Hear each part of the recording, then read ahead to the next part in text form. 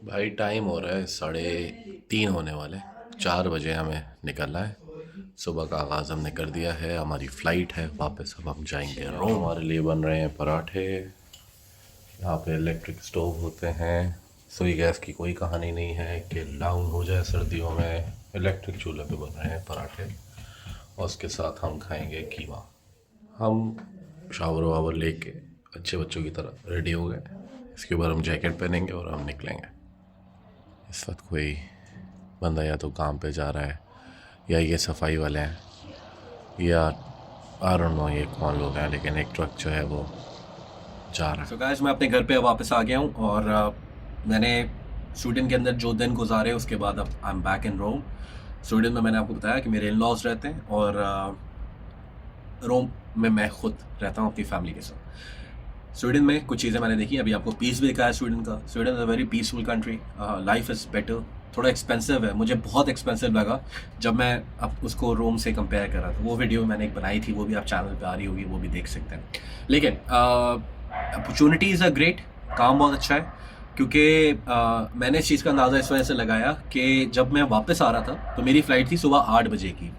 तो हम लोगों ने ऊबर बुक करनी थी एयरपोर्ट तक जाने के लिए, क्योंकि अगर हम 4 बजे निकलते तो हम एयरपोर्ट टाइमली नहीं पहुंच सकते थे। इस वजह से मुझे ऊबर करनी पड़ी, जिसके अंदर मैंने तकरीबन 80 यूरो बिल पे किया।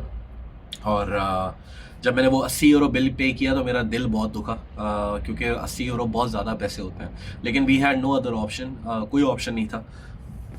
तो मुझे वो ऊबर करनी पड़ी एयरपोर्ट पहुंचने के लिए, अदरवाइज हमारी फ़्लाइट मिस हो जाती। तो ऊबर वाले से जो बंदा था उससे मेरी बहुत डिटेल कन्वर्सेशन हुई। उसने इवन मुझे अपनी सैलरी स्लिप्स भी दिखाई। बट अनफॉर्चुनेटली वो इस चीज़ पर अग्री नहीं कर रहा था कि मैं उसकी कन्वर्सेशन रिकॉर्ड करूं या फिर उसकी शक्ल दिखाऊं। तो I was not in a position कि मैं उसकी वीडियो रिकॉर्ड कर पाता। लेकिन जो उन्होंने मुझसे बातें की मैं वो उसका आपको थोड़ा सा एक ओवरव्यू दे देता हूँ कि नॉर्मली ऊबर का काम वहाँ पे कैसा है और वहाँ पे बिज़नेस कैसा है ऊबर का, और किस तरीके से किया जा सकता है। तो ज़्यादा लंबी नहीं करते, डायरेक्ट टॉपिक पे आते हैं। अगर आपको ऊबर वहाँ पे ड्राइव करनी है तो दो ऑप्शंस होते हैं। ऑप्शन नंबर वन, आप अपनी कंपनी खोलें, वहाँ पे गाड़ी लें एज़ पर ऊबर की जो रिक्वायरमेंट है। तकरीबन वो गाड़ी कॉस्ट करती है 20,000 यूरो।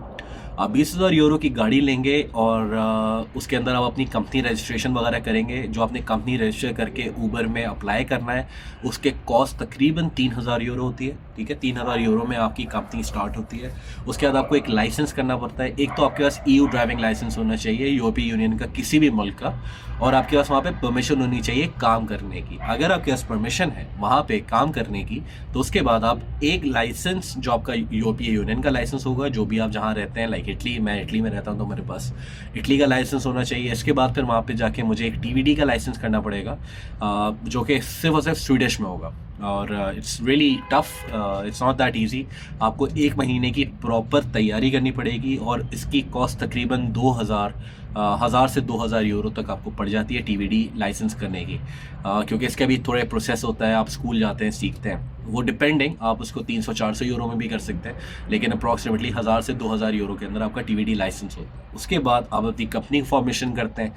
कंपनी फॉर्मेशन तकरीबन 3,000 यूरो तक की होती है। और उसके बाद कंपनी फॉर्मेशन के बाद आप ऊबर के अंदर गाड़ियाँ अपनी चला सकते हैं। ऊबर के अंदर अपनी गाड़ी चला सकते हैं। गाड़ियाँ कौन सी चलती हैं? तकरीबन 2019 या 20 के मॉडल के ऊपर तक की गाड़ी चलती हैं। जिस गाड़ी में मैं आया था वो टोयोटा करोला थी। उसने तकरीबन हफ्ता या 10 दिन पहले वो अपनी नई गाड़ी निकलवाई थी। He was driving a fleet, उसके पास पूरा फ्लीट है तकरीबन 10 गाड़ियों का।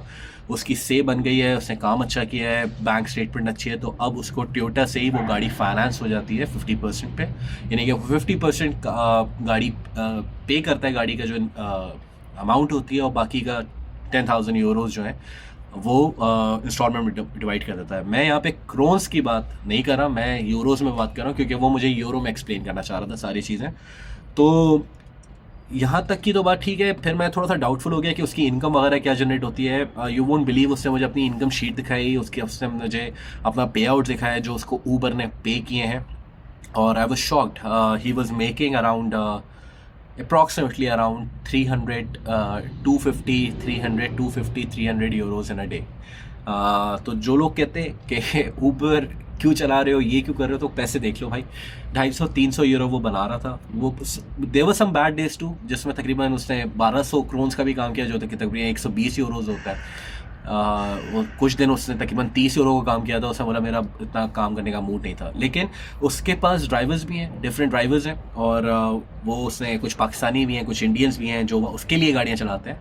गाड़ी उसकी है, कंपनी उसकी है, तो कुछ उसने लड़के रखे हुए हैं, क्योंकि उसका 10 लोगों का फ्लीट है, तो उसने कुछ इंडियन पाकिस्तानी लड़के भी रखे हुए हैं जो कि फिर वो गाड़ी चलाते हैं। दे वर्क ऑन 50-50% बेसिस, कि 50% जो भी इनकम जनरेट होगी उसका 50% वो ले लेगा और 50% जो है वो लड़के रख लेंगे, विच इज़ क्वाइट इनफ। उसने बोला तकरीबन 6,500-7 हज़ार यूरो वो बनाते हैं। उनका मैं श्योर नहीं हूँ, लेकिन इसके फतूरे और उसकी सैलरी स्लिप्स मैंने देखी है, और जो इसका इनकम अमाउंट है मैंने देखा है। उसने रात में तकरीबन एक राइड से ही तकरीबन 80 यूरो बना लिए थे, क्योंकि मैंने उसको 80 यूरो दिए थे। तो 80 यूरो में से ऊबर कितने रखता है? ऊबर रखता है अराउंड 15% ऊबर चार्ज करता है, और बाकी का जो अमाउंट है वो उसकी इनकम है। तो this is how it works, that's how Uber works in Sweden. Opportunities are great, people speak language which is English and Swedish. English बहुत अच्छी चलती है, गुजारा अच्छा हो जाता है। अगर अंग्रेज़ी अच्छी आती है तो गेम ऑन है, लेकिन बेसिक स्वीडिश भी आनी चाहिए। तो भाइयों, ये था थोड़ा सा स्वीडन का और इटली का कंपैरिजन। अगर मैं करना चाहूँ तो आप इसको बोल सकते हैं, लेकिन मैंने बेसिकली यहाँ पे ऊबर की बात की है। तो देखें क्या सीन है। पाकिस्तान के हालात काफ़ी बुरे हैं। अगर निकलना चाह रहे हैं तो you can also consider Sweden on student visa. Job visa और बिजनेस वीज़ा तो अभी बंद है। स्टूडेंट वीज़ा पे आके अपनी लाइफ गुजार सकते हैं। तब तक ख्याल रखिएगा, मिलते हैं नेक्स्ट व्लॉग में। चाओ।